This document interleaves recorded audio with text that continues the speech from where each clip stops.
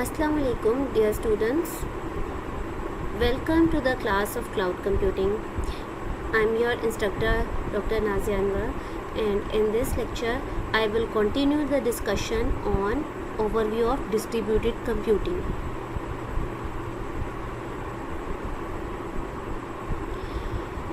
In the previous lecture we discussed supercomputing versus distributed computing, and then we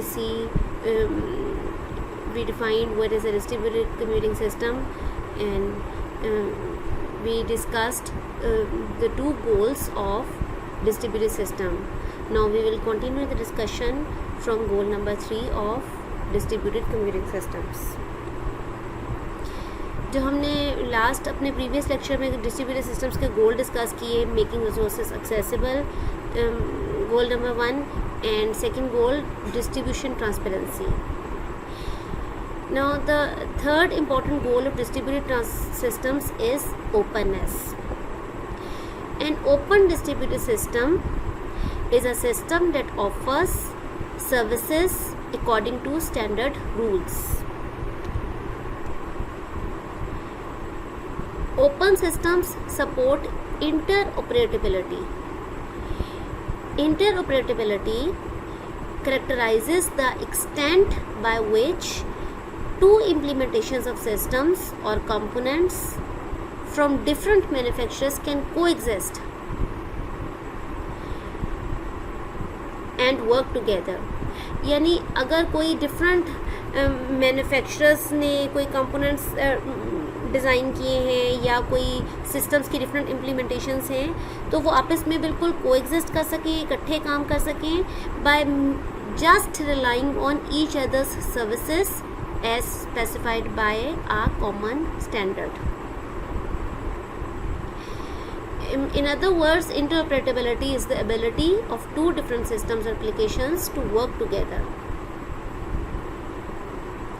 A process that needs a service should be able to talk to any process that provides the service.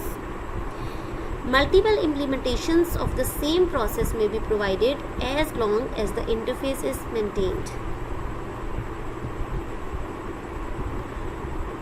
Open systems should also support portability. Portability characterizes to what extent an application developed for a distributed system A can be executed without modification on a different distributed system B that implements the same interface as A. यानी portability ये है कि कोई application जो है वो for example वो आपने किसी एक डिस्ट्रीब्यूटेड सिस्टम ए है उसके लिए आपने वो डेवलप की है, तो वो किस हद तक विदाउट मॉडिफिकेशन वो किसी दूसरे डिस्ट्रीब्यूटेड सिस्टम बी पर आप उसको इम्प्लीमेंट कर सकते हैं उसी इंटरफेस के साथ जो आपने ए डिस्ट्रीब्यूटेड सिस्टम के लिए डिज़ाइन की थी, जो ए डिस्ट्रीब्यूटेड सिस्टम की थी. तो इसको पोर्टेबिलिटी कहते हैं. ओपन सिस्टम्स जो हैं वो एक्सटेंसिबिलिटी को भी उनको सपोर्ट करना चाहिए. एक्सटेंसिबिलिटी क्या है? यानी ओपन डिस्ट्रीब्यूटेड सिस्टम वो होगा जो कि एक्सटेंसिबल हो, यानी कि उसको ईज़िली कन्फिगर किया जा सके डिफरेंट कंपोनेंट्स के साथ, यानी पॉसिबली फ्रॉम डिफरेंट डेवलपर्स उसको जो डिफरेंट कंपोनेंट्स डिज़ाइन किए गए हैं उनको ईज़िली वो कन्फिगरेबल हों. और an open system should be easy to add new components or replace existing ones without affecting those components that stay in place. यानी कि ओपन डिस्ट्रीब्यूटेड सिस्टम जो है वो एक्सटेंसिबल होना चाहिए. किसी भी एक्सटेंसिबल सिस्टम में ये रिलेटिवली इजी होता है कि कोई भी आप पार्ट्स को आसानी से ऐड कर सकते हैं जो कि किसी भी डिफरेंट ऑपरेटिंग सिस्टम पर रन कर रही हों, या आप किसी इंटायर फाइल सिस्टम को भी रिप्लेस कर सकें.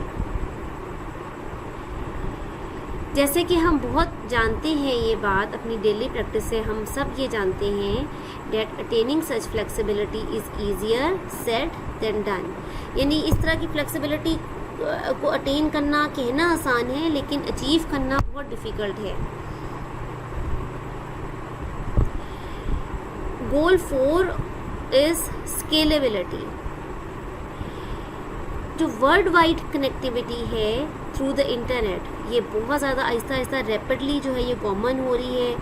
इसके ज़रिए हम किसी को भी पोस्ट कार्ड भेज सकते हैं दुनिया में। लेकिन ये जो स्केलेबिलिटी है, ये इसका सबसे इम्पॉर्टेंट डिज़ाइन गोल है किसी भी डेवलपर का।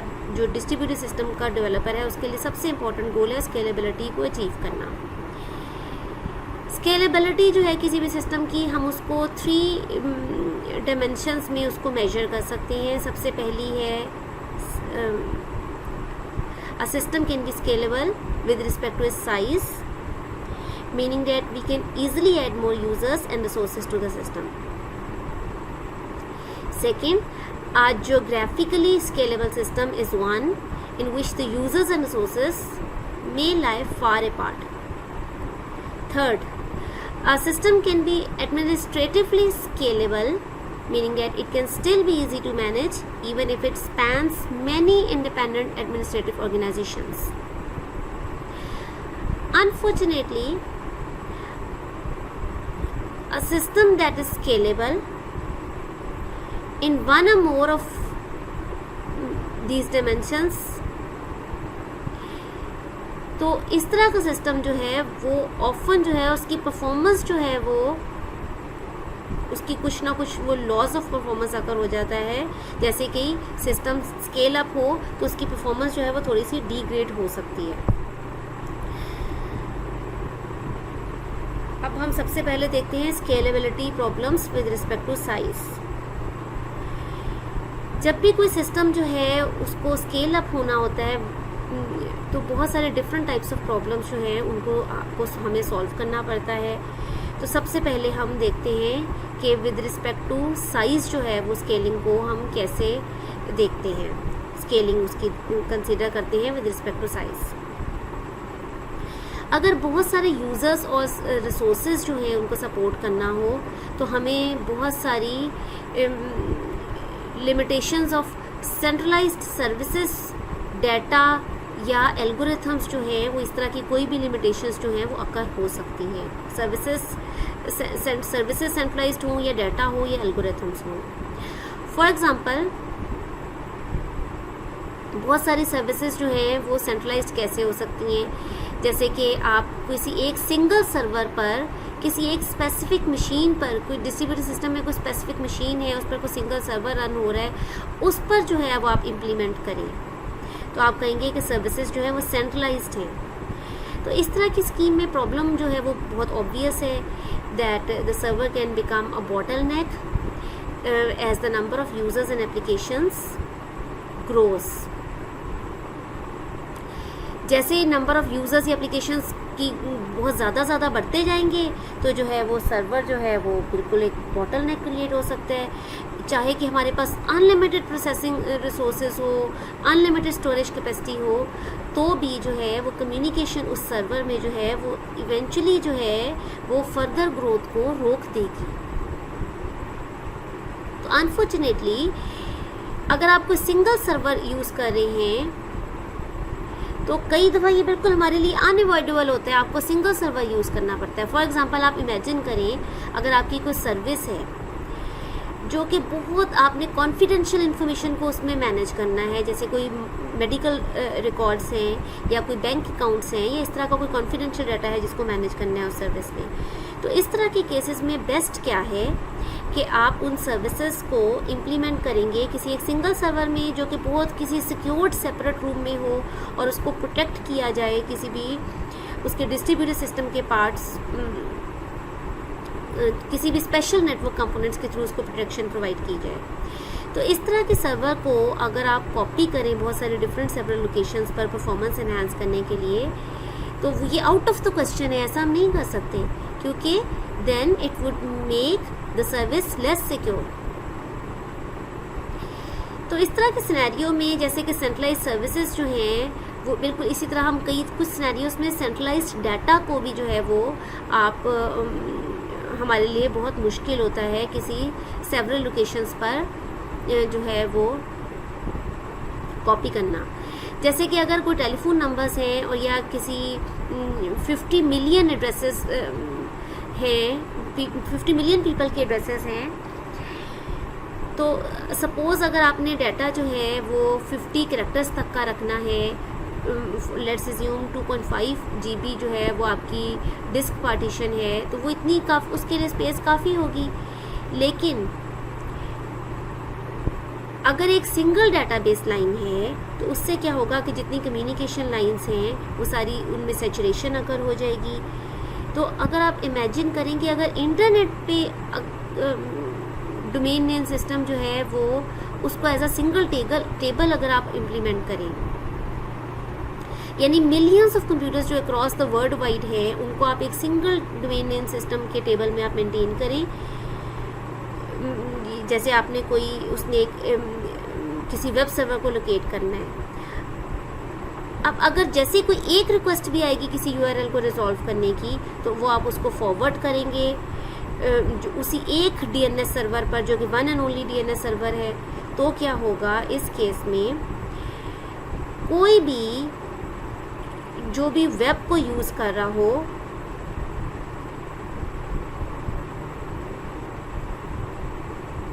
कोई भी वेब को भी यूज़ नहीं कर सकेगा। फाइनली अगर सेंट्रलाइज्ड एल्गोरिथम्स हैं तो वो भी एक बैड आइडिया हो सकता है। कैसे कि लार्ज डिस्ट्रीब्यूटेड सिस्टम्स में बहुत सारे इनॉर्मस नंबर ऑफ मैसेजेस होते हैं जो कि जिनको बहुत सारी लाइंस पे आपने रूट करना होता है। तो थ्रेटिकल पॉइंट ऑफ व्यू से अगर आप देखें तो इसकी ऑप्टिमल तरीका जो है वो ये है कि आप कंप्लीट इन्फॉर्मेशन कलेक्ट करें जितने भी मशीन्स पर और लाइंस पर जो लोड है उसके बारे में, और उनको कोई एल्गोरिथम रन करें जो कि तमाम ऑप्टिकल रूट्स जो है वो कंप्यूट करें कि कौन कौन से रूट्स जो हैं वो बेहतर ऑप्टिमल हो सकते हैं। फिर उस इंफॉर्मेशन को आप स्प्रेड करें सिस्टम पर ताकि वो रूटिंग जो है वो इम्प्रूव हो सके। लेकिन जो ट्रबल है वो ये है कि इस तरह की इनपुट को कलेक्ट करना और ट्रांसपोर्ट करना और फिर आउटपुट इंफॉर्मेशन जो है ये सब कुछ उसकी कलेक्शन ट्रांसपोर्टेशन जो है ये अगेन एक बैड आइडिया होगा because these messages would overload part of the network. In fact, any algorithm that operates by collecting information from all the sites sends it to a single machine for processing and then distributes the results should generally be avoided। यानी हमें कोई ऐसी machine avoid करना चाहिए कि कोई एक ही single machine हो जो कि उसमें कोई एल्गोरिथम रन हो रहा हो जो वो तमाम साइट्स में से वो इन्फॉर्मेशन को कलेक्ट करे, किसी एक सिंगल मशीन पर वो सेंड करे और वो उसकी प्रोसेसिंग करे और फिर रिजल्ट्स को तमाम जो है वो डिस्ट्रीब्यूट करे। तो क्योंकि कोई सेंट्रलाइज्ड एल्गोरिथम्स जो हैं इनके लिए हम यूज़ कर सकते हैं। तो इस तरह के एल्गोरिथम्स जो हैं जिनके करैक्टरिस्टिक्स हों जिनको हम डिस्टिंग्विश कर सकें सेंट्रलाइज्ड एल्गोरिथम से, उनमें किस तरह के करैक्टरिस्टिक्स होने चाहिए।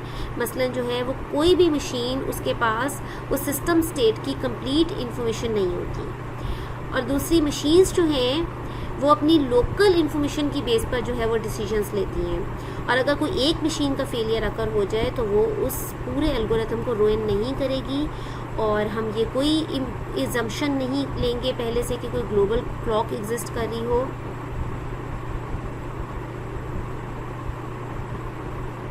तो कोई भी एल्गोरिथम जो है फॉर एग्ज़ाम्पल अगर आपने तमाम मशीन्स पे रात के 12 बजे जो है वो उसको स्टार्ट करना है और उन्होंने जो है उस आउटपुट क्यू का जो है वो साइज़ नोट करना है तो वो फेलियर अकर हो जाएगा क्योंकि ये इम्पॉसिबल है कि जितनी भी क्लॉक्स हैं वो एग्जैक्टली सिंक्रोनाइज हो सकें। तो एल्गोरिथम्स जो हैं they should take into account the lack of exact clock synchronisation. तो अगर जितना लार्ज सिस्टम होता है उतनी ही लार्ज जो है ज़्यादा अनसर्टेनिटी होती है। जैसे अगर कोई सिंगल लैन है जिसमें आप थोड़ी सी एफर्ट्स के साथ जो है ये पॉसिबल हो सकता है कि आप तमाम क्लॉक्स को सिंक्रोनाइज कर दें to a few microseconds, but doing this nationally और इंटरनेशनली इज़ ट्रिकी। अच्छा, जो ग्राफिक स्केलेबिलिटी जो है उसकी अपनी प्रॉब्लम्स हैं, जैसे कि सिंक्रोनाइजेशन है, और मेन रीज़न जो है कि why it is currently hard to scale existing distributed resources, जो कि किसी डिस्ट्रीब्यूटेड रिसोर्सेज जो किसी लोकल एरिया नेटवर्क के लिए डिज़ाइन की गई हैं, उनका मेन रीज़न क्या है कि वो एक सिंक्रोनस कम्युनिकेशन पर बेस कर रही होती हैं।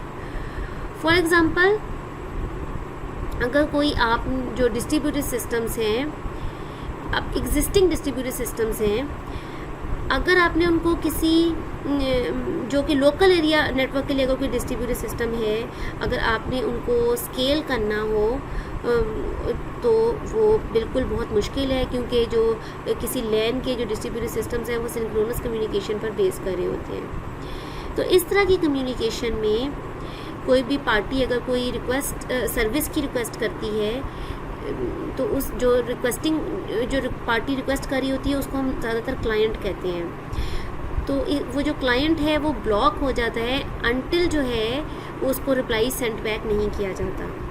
लैन में तो ये अप्रोच जो है वो चल जाती है, जहाँ पे कम्युनिकेशन जो है वो किसी भी दो मशीन्स के बीच में वो एट वर्स्ट जो है वो फ्यू 100 माइक्रोसेकेंड्स के अंदर हो सकती है। हाउएवर, अगर एक वाइड एरिया सिस्टम है, we need to take into account that inter process communication में be hundreds of milliseconds, यानी 3 ऑर्डर्स ऑफ मैग्नीट्यूड जो है वो स्लोअर हो सकती है। तो ऐसी इंटरेक्टिव एप्लीकेशंस जो सिंक्रोनस कम्युनिकेशन पर बेस कर रही हों किसी भी वाइड एरिया सिस्टम्स में, उसमें आपको बहुत ज़्यादा केयर करने की ज़रूरत पड़ती है और बहुत पेशेंस की ज़रूरत होती है। Scalability problem with respect to geographical distribution, another aspect is unreliability of communication. एक और प्रॉब्लम जो है वो जो ग्राफिकल स्केलेबिलिटी के लिए रुकावट होती है वो ये है कि अगर किसी वाइड एरिया नेटवर्क में कम्युनिकेशन है वो जो होती है वो इनहेरेंटली ही अनरिलायबल होती है, और हमेशा विजुअली जो है वो ऑलवेज जो है वो पॉइंट टू पॉइंट होती है। जबकि एक लोकल एरिया नेटवर्क जो है लैन है, it generally provide highly reliable communication facilities based on broadcasting, making it much easier to develop distributed systems. For example, consider the problem of locating a service in a local area system. उसमें क्या होगा कि एक process जो है it can simply broadcast a message to every machine, जो है वो पूछेगा कि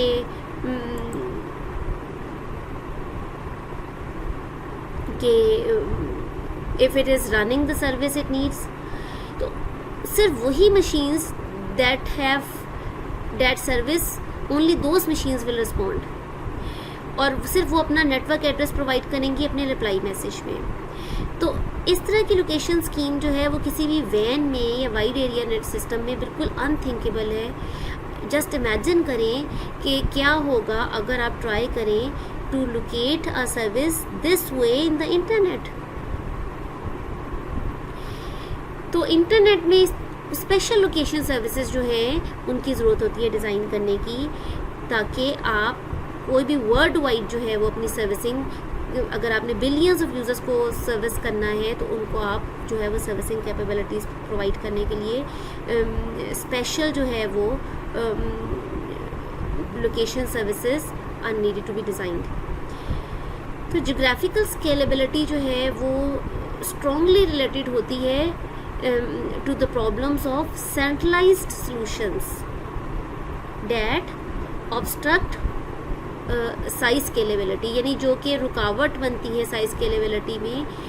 geographical scalability ऐसी प्रॉब्लम से उनका ताल्लुक होता है, ऐसी centralized solutions जो कि साइज स्केलेबिलिटी में रुकावट बन रही होती हैं। जैसे कि अगर आपके पास एक सिस्टम है जिसमें बहुत सारे सेंट्रलाइज्ड कंपोनेंट्स हैं, तो ये बिल्कुल क्लियर है that geographical scalability will be limited due to the performance and reliability problems resulting from wide area communication.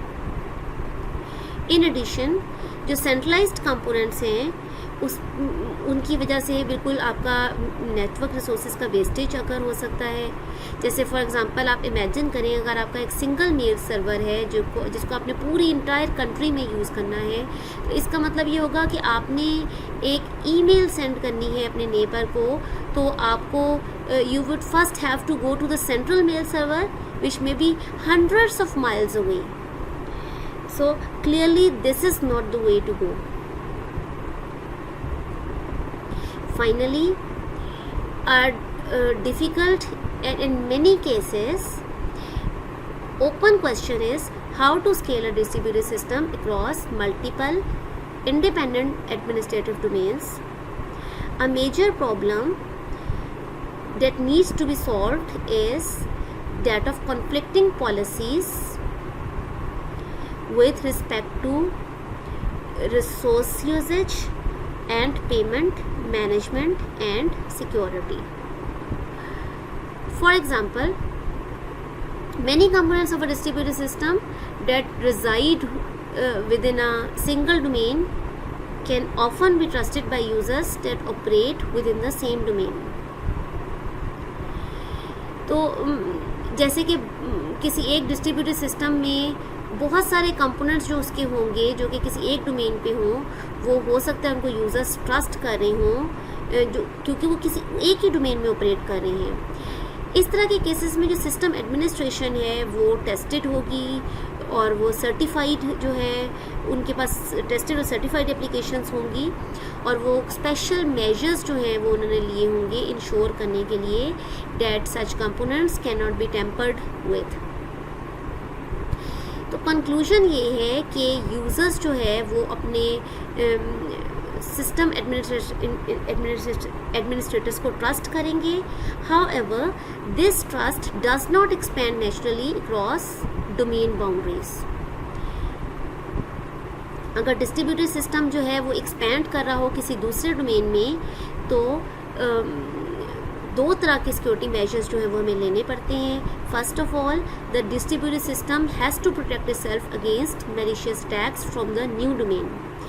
For example, अगर यूज़र्स जो है वो नए डोमेन से हों तो वो हो सकता है कि आपकी जो है वो फाइल सिस्टम पर सिर्फ उनको रीड एक्सेस हो अपनी ओरिजिनल डोमेन से, या जो है वो फैसिलिटीज़ हों जैसे कि कोई हाई परफॉर्मेंस कंप्यूटर्स जो हैं जो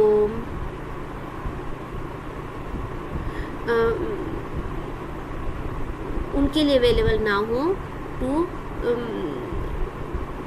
जो फॉरेन यूज़र्स हैं उनके लिए हाई परफॉर्मेंस कंप्यूटर्स जो है वो अवेलेबल ना हो। सेकंड जो है वो ये है कि कोई जो न्यू डोमेन है उसको प्रोटेक्ट करना होगा अपने आप को against malicious attacks from the distributed system. इसकी एग्जांपल ये हो सकती है जैसे अगर आपने किसी वेब ब्राउज़र्स में कोई एप्लेट्स डाउनलोड करने हों, कोई प्रोग्राम्स करने हों डाउनलोड, तो बेसिकली जो होगा वो न्यू डोमेन जो होगा उसको नहीं पता कि आप जो है वो क्या एक्सपेक्ट कर रहे हैं उस फॉरेन कोड से।